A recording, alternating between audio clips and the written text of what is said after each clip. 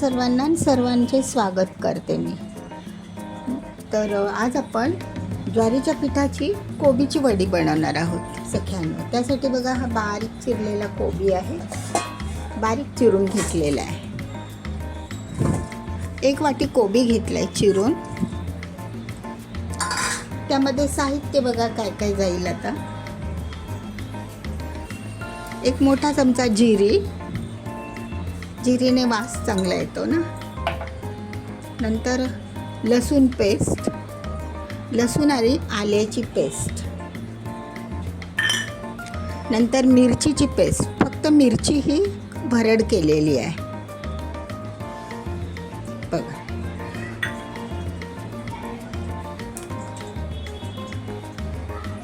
नंतर बघा आपला घरचा मसाला, कोणताही घरगुती मसाला असतो की नाही तो,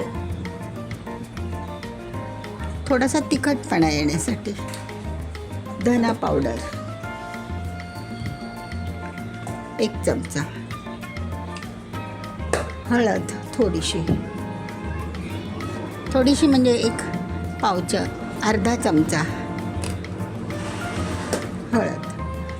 आणि हे सगळं साहित्य झालं की त्यामध्ये आपण कोथिंबीर टाकणार आहोत बघा। कोथिंबीर थोडीशी जास्तच टाकायची, म्हणजे काय होतं ते कॉम्बिनेशन आहे ना, जरा व्हाईट आणि कोबी जरा क्रीम कलरचा। आणि हे आता हे सगळं झालं की थोडीशी काश्मीरी मिरची टाका। काश्मीरी मिरचीने छान लालसर होतात ना वड्या। आता सगळ्यांनो ह्यामध्ये आपण थोडंसं मीठ टाकूया, थोडंसं पिठानंतर टाकूया, म्हणजे आपल्या कोबीला ना हे सगळे मसाले लागतील, हो की नाही। बघा हे असं चोळून घ्यायचं छानपैकी। आणि हे बिन पाण्याचंच मळायचं, कारण कोबीला पाणी सुटतं ना म्हणून बघा।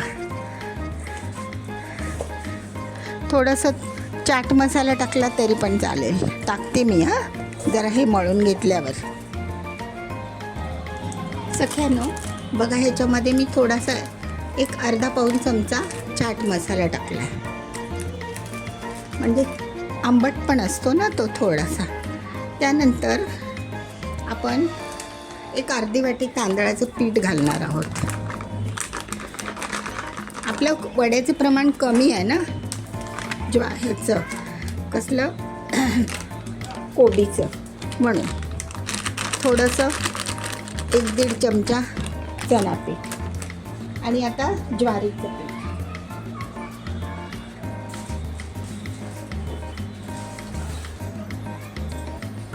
एक मोठी ज्वारीचं पीठ घातलंय वाटी भरून। 1 वाटी भरून मी ज्वारीचं पीठ घेतलंय।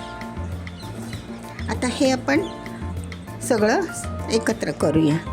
आता अकॉर्डिंग टू ह्याच्यामध्ये मीठ टाकूया। आता पीठ वाढलं की नाही आपलं, म्हणून मग त्या आळणी होता नाही बघा झालं।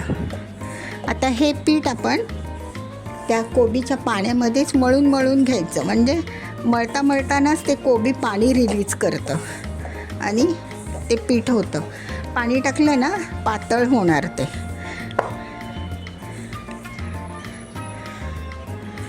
आणि आता आपण जेव्हा स्टीम करायला ठेवणार तेव्हा वरून आपण तीळ टाकणार, दिसतात पण छान। आणि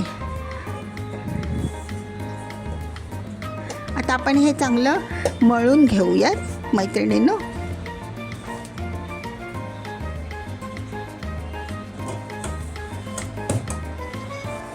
सख्यानो बघा आपलं हे आता असं पीठ झालेलं आहे तयार। थोडंसं आपण पाण्याचा हात घेतला होता मी, किंचित अगदी 1 टीस्पून म्हणाल तर, आणि मग ते एकत्र करून घेतलेलं आहे। तर आता हे आपण एका स्टीमरच्या ताटामध्ये करायचं आणि ते तुम्ही स्टीम करून घ्या। तुमच्याकडे जर स्टीमर असेल ना तर थोड्याशा अशा जाडसरच त्या करा, कारण पातळ केल्या ना तर कडक होणार। मग कडक झालेल्या एवढ्या नाही बऱ्या वाटत, खुसखुशीत होत नाहीत ना जास्त।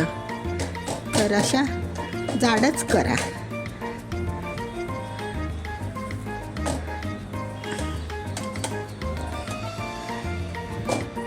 मी काय करते त्या 2 पार्टमध्ये लावते.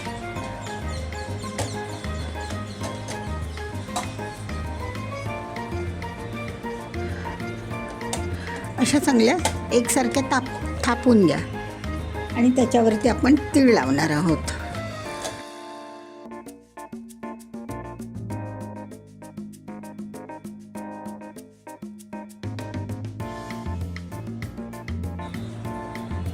सख्यानो, मी काय केलं, एका कढईमध्ये जे माझे चाळणीची मेजरची आहे की नाही कढई अशी, त्याच्यामध्येच मी हे ठेवून घेतलं. आता मी जास्त जाड होतात ना वड्या, म्हणून एक असं दुसरं एक स्टँड घेतलं आणि त्याच्यावरती पण हे ठेवून दिलं. म्हणजे हे 2 in 1 होऊन जाईल नाही का. आणि त्याच्यावरती मी आता झाकण ठेवते आणि आता ह्या एक 15 मिनिट स्टीम करून घेते आणि मग तुम्हाला मी दाखवते. सख्यानो, तर आपल्या ह्या अशा वड्या आता उकडून झाल्यात बघा, स्टीम झालेल्या आहेत. तर मी थोडीशी एक छोटीशी अशी 2 in 1 स्टीम करायला ठेवली होती. आता या थंड झाल्या की आपण हे छान स्टीम झाल्यात बघा, अशा आपण चेक करायच्या. सुरी वगैरे सुरीला लागत नाही. आता आपण मी ह्या तुम्हाला शालो फ्राय करून दाखवते. ठीक आहे सख्यानो, अशा मी ना 2 in 1 केल्या एकाच गॅसवर. स्टीम झालेल्या सख्यानो, स्टीम झालेल्या वड्या आता आपण कट करून घेऊया.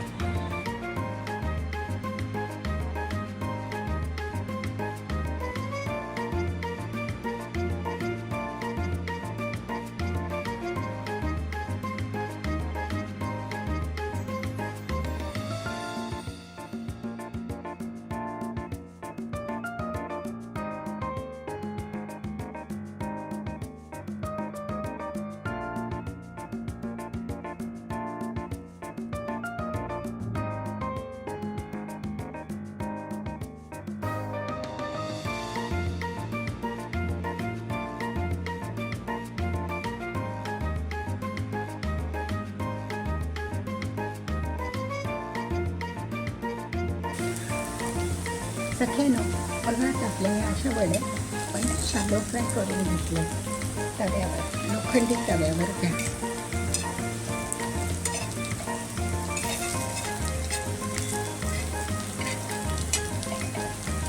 खूप छान होतात ना बघा, कशा सुंदर झाल्या. तर ह्या अशा आपण शालो फ्राय करायच्या.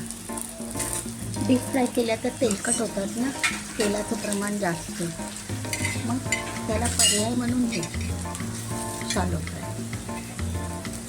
कशा होतात बघा, गोल्डन कलरच्या झाले की नाही सुंदर आणि झटपट होणार आहे, एकदम झटपट.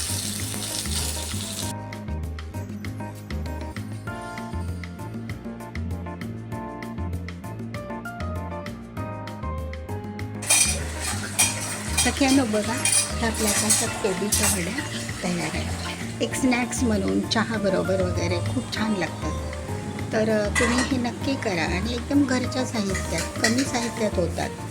तर करून बघा, कमेंटमध्ये मला सांगा. व्हिडिओ शेवटपर्यंत बघितल्याबद्दल धन्यवाद सगळ्यांना.